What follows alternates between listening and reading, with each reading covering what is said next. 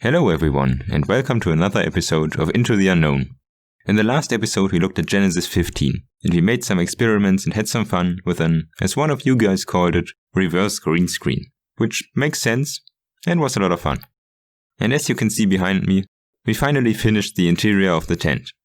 I don't have a lot of time this week, so we will focus on the main things we need to make some progress in the story. In Genesis 16, we need a spring in the wilderness, or a well in the desert, as some other translations say. So we will go for a kind of mixture, because the desert is kind of the wilderness, and we will go for a spring-like oasis. I think it will look quite nice. But before we can start, we have to go to the jungle again and get some jungle wood and some jungle leaves. I will just grab them very quickly. And I didn't forget my bed this time. I actually forgot my bed. I just had it in my inventory randomly. But we will just ignore this minor detail. We just need a nice place now. So we will look for a nice place in the desert nearby. As you can see, there's a desert right around the corner, which is quite nice and handy. Let's see. The desert is actually quite small. Oh, there actually is a well here. But we will of course go for a custom build, because it would be just boring to take this one. But over here looks nice.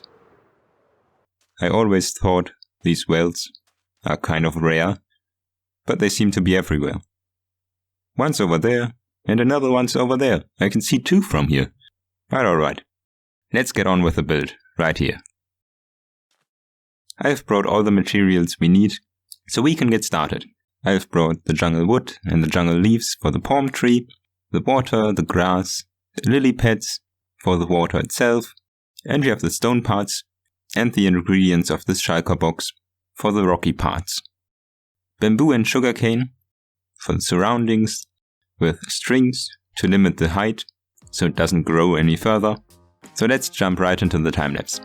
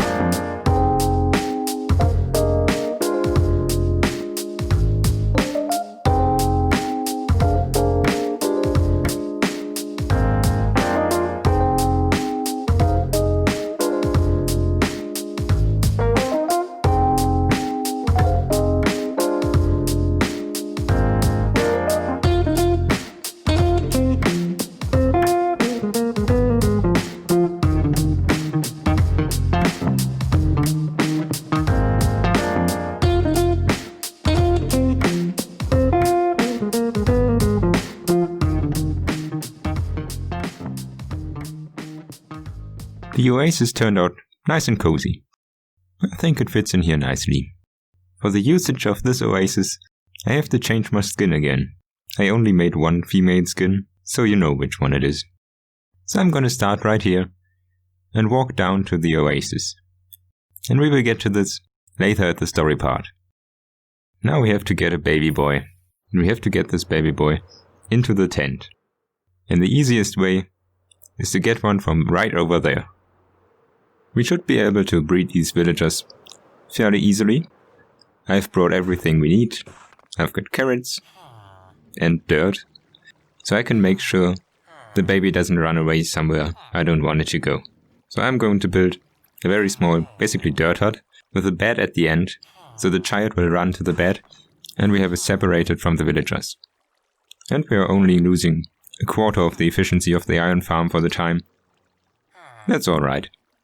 We have to make sure to block the line of sight of the villagers to the zombie though, because the iron golems would spawn everywhere on these blocks we just built.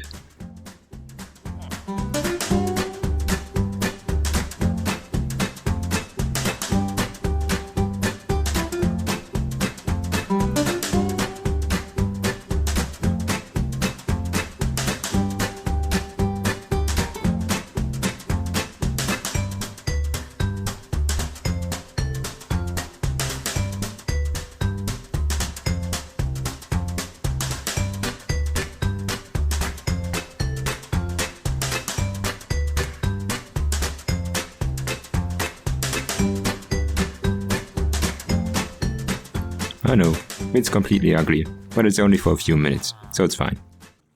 Here I have some more food. So now we have to wait, while these villagers juggle their carrots. Yeah, we'll see. Oh no. I forgot that the villagers now have another space to go when they're leaving the bed. So I now have one outside. This is going to be fun. Oh nice, there's the baby. That's not the way you are supposed to go. You have to go into the other direction. And the child is supposed to come here. I managed to get him back in here. So he's boxed in right there, so he can go into his bed. And the child can still leave through the gap above the bed. And hopefully we can fix this in the next night. Yes, our baby went into the bed. And he is blocked off, so he can't go anywhere. So let's go to sleep as well, so the monsters don't bother us. And as you can see, I've already prepared a railway and a bit of the fence, so the child doesn't run away. Let's quickly finish the fence and get the baby over here.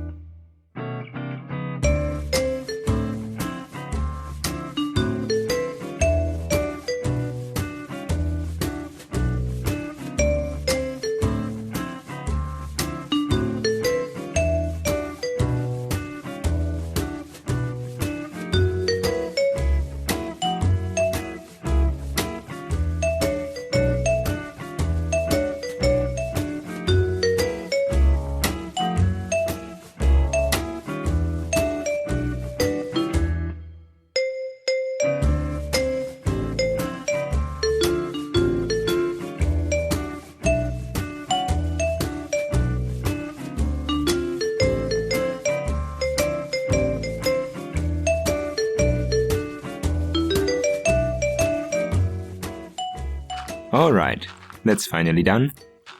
So let's clean up the mess we made. Get rid of the dirt, and hopefully get the villager back into his bed quite easily.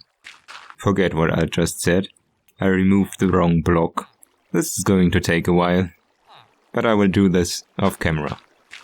And we can jump right into the story of Genesis 16. Now Sarai, Abram's wife, had borne him no children. She had a female Egyptian servant, whose name was Hagar. And Sarai said to Abram, "Behold now, the Lord has prevented me from bearing children. It may be that I shall obtain children by her." And Abram listened to the voice of Sarai. So after Abram had lived 10 years in the land of Canaan, Sarai, Abram's wife, took Hagar the Egyptian, her servant, and gave her to Abram her husband as a wife. And she conceived. And when she saw that she had conceived, she looked with contempt on her mistress. And Sarai said to Abram, "May the wrong done to me be on you. I gave my servant to your embrace." And when she saw that she had conceived, she looked on me with contempt. May the Lord judge between you and me. But Abram said to Sarai, "Behold, your servant is in your power. Do to her as you please." Then Sarai dealt harshly with her, and she fled from her. The angel of the Lord found her by a spring of water in the wilderness, the spring on the way to shore. And he said, "Hagar, servant of Sarai, where have you come from, and where are you going?" She said, "I am fleeing from my mistress Sarai." And the angel of the Lord said to her, "Return to your mistress and submit to her." The angel of the Lord also said to her, "I will surely multiply your offspring, so that they cannot be numbered for multitude." And the angel of the Lord said to her, "Behold, you are pregnant, and shall bear a son. You shall call his name Ishmael, because the Lord has listened to your affliction. He shall be a wild donkey of a man, his hand against everyone, and everyone's hand against him.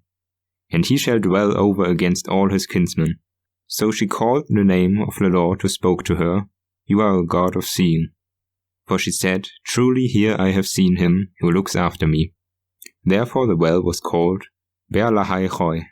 It lies between Kadesh and Baret. And Hagar bore Abram a son, and Abram called the name of his son, whom Hagar bore, Ishmael.